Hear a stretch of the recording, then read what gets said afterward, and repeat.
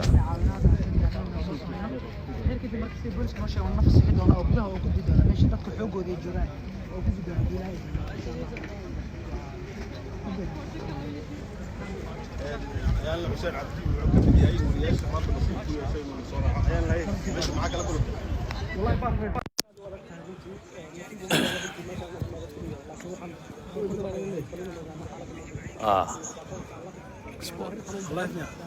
live waan ku jirnaa waxaan rajeynaynaa goor dhawaad xuduudii aan joognaa goor dhawaad waxaan rajeynayaa in booliska ama ciidamada ilaalada xuduudaha ay halkaan ay inoo fasaxaan oo aan gudaha aan u galno dadka qaybtaas ay taagan yihiin waqtigii loo deyn lahaa saxaafadda ayaa la gaarin goor dhawaad ayaa la rajeynayaa saxaafadda in loo fasaxo inay gudaha ay halkaan ay u galaan saa ujeedayn waa qaybtii ciidankan aan joognaa marka ciidanka ilaalada xuduudaha Turkiga ayaan xuduudii ay la wadaageen Turkiga ayaan joognaa goordhow halkan ayaan aadi doonaa duu eebidmo waqtiga marka la gaaro ayaan gudaha u sii gali doonaa marka dad far badan oo Soomaaliyeed hadda halkaan ku soo aragnay oo gaari halkaan ay saaran yihiin dadka intoodii badan waa ay soo noqonayaan culays badan ayaa halkaan taagan waxaa sidoo kale muuqanaysa in dadka sameynaya ama dadka soo laabanaya halkan ayaa lagu dabiibayaa wixii daawo rabo ama wixii caafimaad saa ujeedin Soomaali far badan hadda halkaan ka soo socota oo rabta inay dib ay u soo laabtaan marka waqtigii wali lama gaarin oo ay dadku ay soo laaban lahaayeen ama meediyaha kala gedisan ee halkan la jooga oo qaybaha kala gedisan oo caalamka ay ka yimaadeen loo fasaxi lahaa marka culays fara badan ayaa laga sheegaya gudaha qabow badan dabeel badan ayaa dhacaysa dadkaasna waxaa intoodii badan ay garteen inay dib ay u soo laabtaan marka Soomaali badan hadda idin muuqanaysa oo runtii xuduudda ka soo gudbaysa oo dhanka kale inay rabaan inay u soo gudbaan waqtiga marka la gaaro oo loogu talagalay in la fasaxo dadkana waa gudbi doonaa marka ciidamada ilaalada xuduudaha ama xuduudan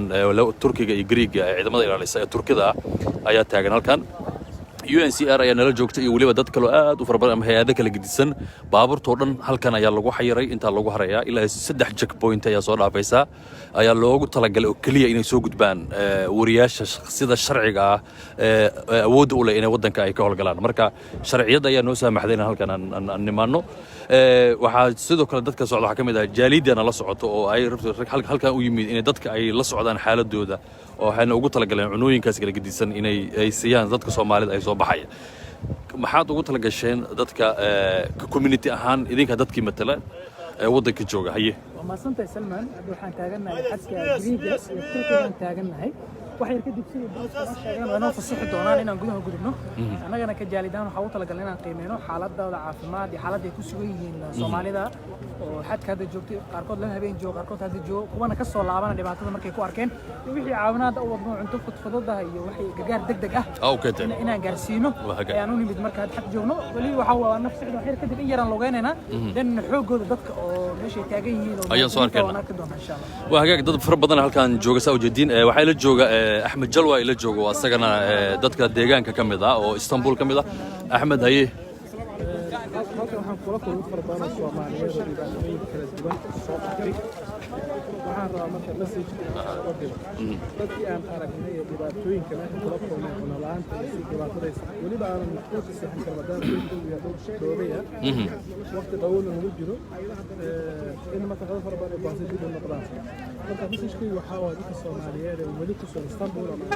الربع إلى سو هل كان سو أذان waqtigooda markaa waxbarashada ay ka faa'iideystaan kuwii caafimaad sababtoo ah already ku soo lug go'ay dabeelo xog badan ka dhacay liir meesha qabowga jira marka sishii waxaan leeyahay halka lagu soo lugoy waa hagaag ayaan Xuseen Cabdi aan la taagan iyo Xasan ayaan lahaye fursadaan u helna maanta in halkan nimaano dhibaato badan laga sheegay Soomaali badan la kulantay oo meesha ka soo laabatay bal ka wada dadka rabay in hadda soo baxaan maxaad baa ku sheegi lahayd والله dadka qaar waxa ku jira fursadaha haystay oo qaar ganacsi meesha ku haystay wadanka Turkiga dhalinyarada aan la kulmay waxay dhamaantood ka midaysnaayeen inay dhibaato weyn la kulmeen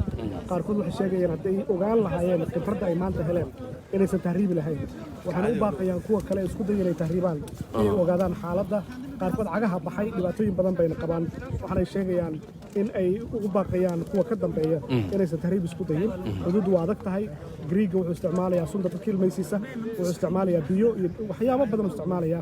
oo u daran carruurta iyo dadka neefqabadka leh marka arrintaas sheegaya goordhow marka saxaafadda loo fasaxo ama ciidanka ilaalada xuduudaha ay u fasaxeen gudaha ayaan arki doonaa filaya dadka intoodii badan xoogooda meesha ku dhibaataysan waa gudbi doonaa dibadanka dadka la soo socodsiin doonaa xasan aye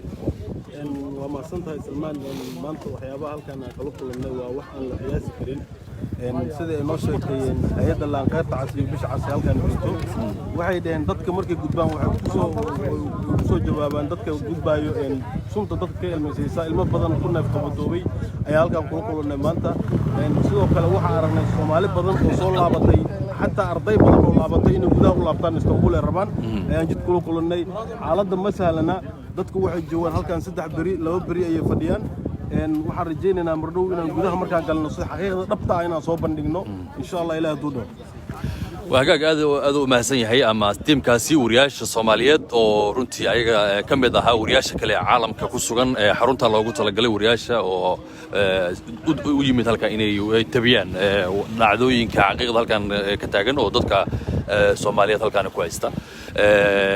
وحين كمتها هاي دباتوين فربضان ضد بدن أيان ساك مركان إسطنبول أن كسب بحين كنا بعد 6 ساعة وسفر قاري أيان سوق هذا هالك أن جوجني waxaana dadku ay noo sheegeen in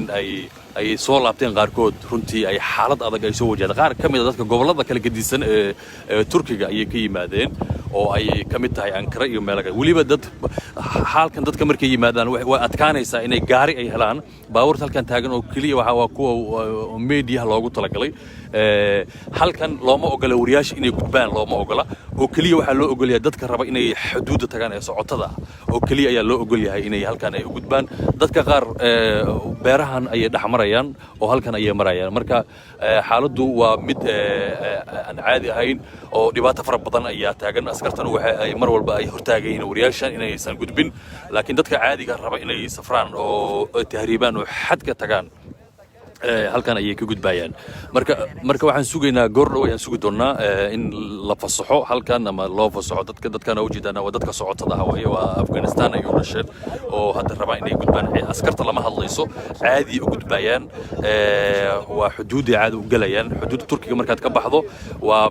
meesha gaarigaas u taagaya markay gudbaan waa xadka Greega ay ku jiraan marka laakiin xaalad aad u daran oo adag ayaa runtii laga soo sheegaya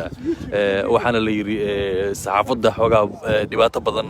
waxyaalo kale xagga ka tabinaysa marka waxaan rajaynaynaa goordhow in fasaxan helno oo wariyaashan kala gidisan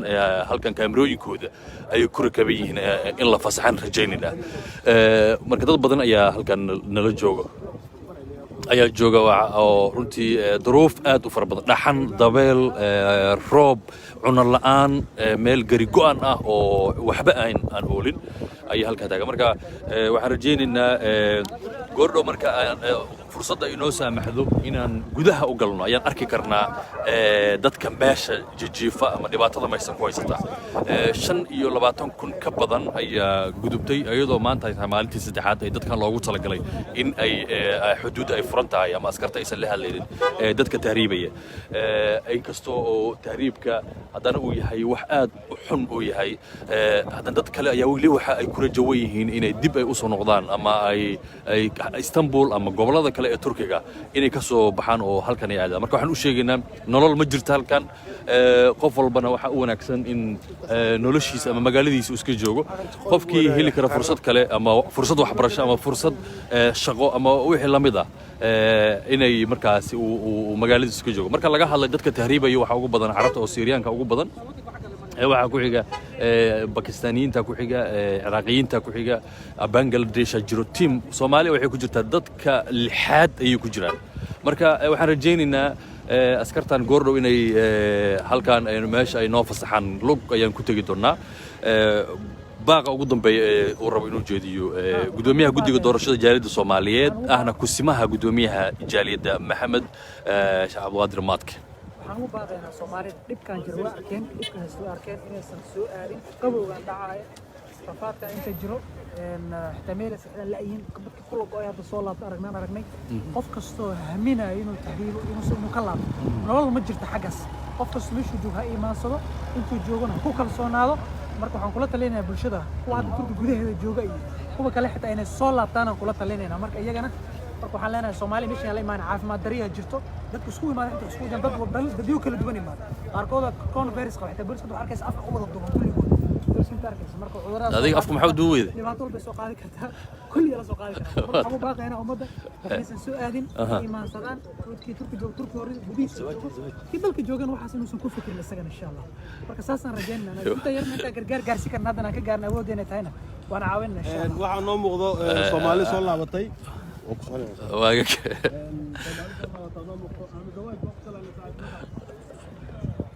أحمد زواج iyo team kale oo soo noqda halkan nooga muuqdaan